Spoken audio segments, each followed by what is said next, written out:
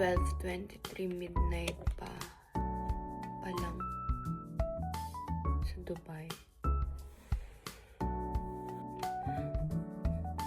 Di naman ata akong super pangag, no? Pero tamang 8 AM dito sa Manchester. Pero di pala to midnight. 12:26 ng hapon sa Dubai. So, plus 4 sa Manila. 4 PM. Tamad na tamad pa ako pumasok. Though 10 AM yung full time. Pero syempre, titignan mo naman yung kwarto ko, apakakalat. Ano to?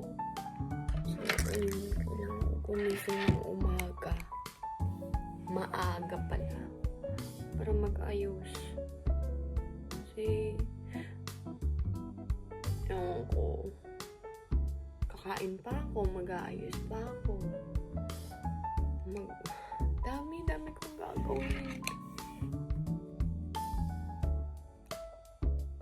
Kaya, ayun. Ay, hindi. 10 AM yung wake-up call. Tapos, meron pa kaming 1 hour para mag-ayos. Tapos, 11 AM yung pinakaalis ng hotel. Pero kasi, sa sobrang kalat ko, kailangan ko na gumising ng umaga. Yun lang naman. Yun. Ang gagawin ko na lang ngayon, muna, kakain muna ako. Pero, nagpitbit ako ng kanin, tas ulam. Kanin and adobo. Kasi dito. Alam mo yung, paulit-ulit na lang tayong burger, fries, steak. Hindi naman saan, pero mahal din na steak. Plus, di ko alam. Lagi akong nagkikrave sa kanin.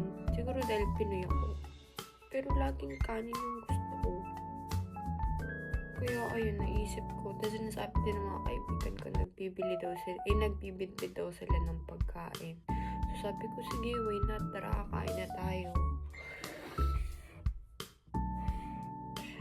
Eat well. Bakit? Tapos tignan mo. Pati yung kutsara ko, kinuha ko lang dito sa hotel.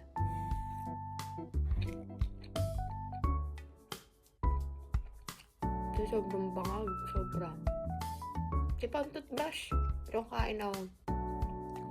Tapos pala. May pinila ako kagabi.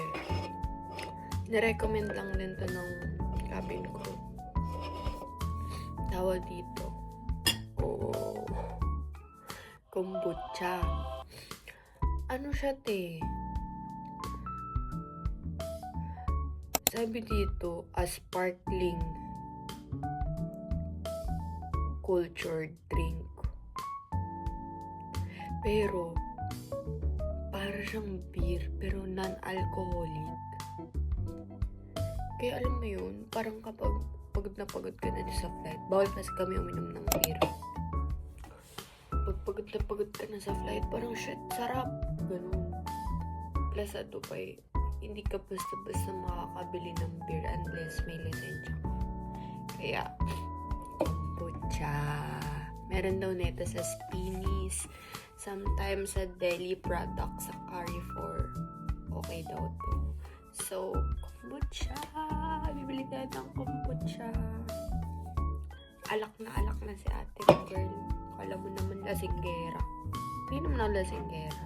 Pero alam mo yun, sobrang pagod mo sa flight o pagod mo sa kung saan mong gusto nang galing yung pagod mo.